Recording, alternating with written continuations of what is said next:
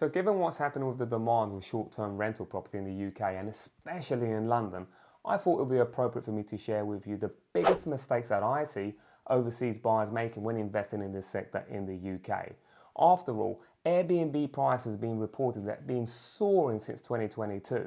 And with so much regulation and expenses involved in the short-term rental property, there are so many mistakes that you can make. That's why it's absolutely critical if you're an overseas buyer wanting to invest here in the UK that you pay attention in the next few minutes so you can avoid these mistakes. And make sure you do stay to the end of the video because I'm going to be sharing with you the 10 hotspots when it comes to short-term rental investment in the UK. As the saying goes, you fail to plan and you plan to fail.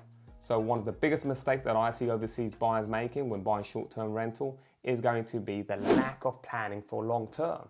Because short-term rental is great. Yes, you can rent for more money than long-term, yet long-term is more stable, short-term is more volatile. Short-term rentals could be more exposed to market conditions, regulations, economic conditions, but also the government proposals that we have at the moment. So currently in the UK, especially in Scotland, they've already gone through a reform, and England is next. There are a few things that have come up from that reform. One of them, of course, is registering your Airbnb property or your short-term rental property. And this means that you have certain criteria to meet. Some of you may or may not be familiar with HMOs, housing and multiple occupancies. And what this does is that you need to register this with the local council, which means that if you have a long-term rental and you want to convert it into a HMO, and I use this as an example because this is what's going to happen for short-term rental, you need to apply to the council. The council will then send an inspector. The inspector will look at the property and they will tell you any changes it needs to make. Things like, for example, fire doors, escape routes, or the EPC of the actual property, energy performance. There's different things. We still don't know what that means for England, but there are a few things that may surprise quite a few investors that are investing in the properties for short lets at the moment. And following from neglecting regulations, we do have not getting the proper permissions from the right people when it comes to short rentals. So what I mean is, if you have an apartment, very likely it's going to have a leasehold. And if you have a leasehold, you have to abide by the rules of the freehold. So having that head lease and reading that properly is going to be critical because most leaseholds won't allow short-term rentals. Now, the second thing is going to be mortgages. Same thing. Mortgages, if you have a buy-to-let mortgage, then that's going to allow you to do long lets. That's the most common mortgage at least. You're going to have to change your package and let your mortgage provider know. The third, and certainly not least, is going to be your insurance, because the insurance is going to be protecting you for long let. So it's important that you change your package and make sure that it's fit for purpose, in this case, having a short-term rental property and letting your insurance know. And if you're already feeling overwhelmed with permissions and regulations and you want to find out more, the link in the description will take you directly to my calendar to book an appointment. Massively underestimating the expenses that are involved in short-term rental is going to be my next one. When it comes to short-term rental, there's a ton of responsibility, but also other expenses. Let's start with utility bills. You're going to be responsible for your gas, electric, water, Wi-Fi. On top of that, you're also going to be responsible for your council tax, and that can vary depending, of course, on the band, but also the local council. Other expenses you want to keep in mind is going to be mortgage or rent, if it's a rent-to-rent, insurance, property management fees, which can vary to anything from 20 to 30%, cleaning and maintenance, because you're going to be responsible and you want to make sure that everything's clean for all your guests. Supplies and amenities, because of course, you want to be providing all your products and everything for your cleaning management team to be able to provide everything that they're doing. Marketing and advertising, this is going to be the likes of Airbnb and the platforms that you use.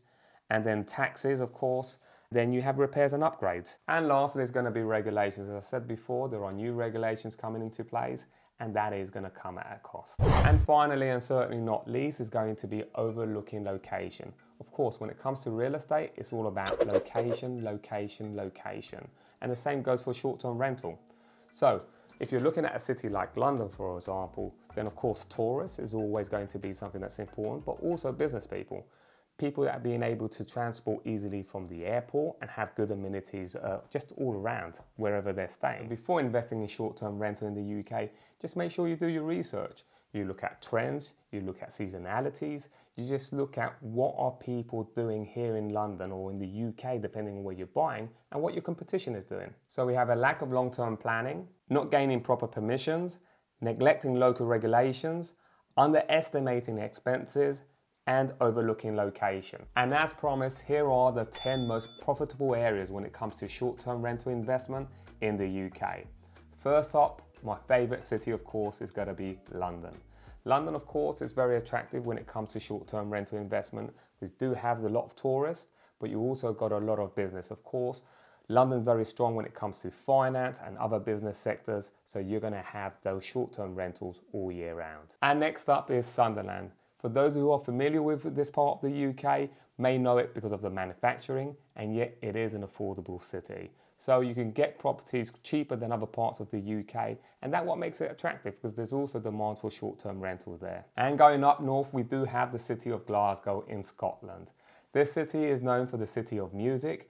Again, a lot of tourists and a lot of business in this part of the UK. And following the top three, we have as fourth place Newcastle. The city of Newcastle is sited in the borough of Tyne and Wear and within northeast England.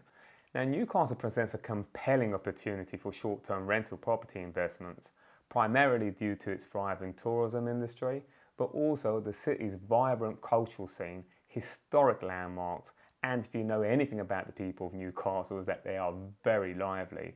And for this, they draw visitors all year round with lively events, creating a consistent demand for short-term accommodations such as vacation rentals, but especially for Airbnb listings. So all of these factors combined make Newcastle a lucrative choice for investors seeking quick returns through the short-term rental property rentals. Nottingham, Blackpool, Sheffield, Belfast, Cardiff, and going back up north again in Scotland, we have the city of Edinburgh. And there you are, the 10 most profitable hotspots in the UK when it comes to short-term rental investments. And if you want to dive into more stats in these particular areas in the UK, make sure you book a call with me. You have direct access to my calendar on the link on the description.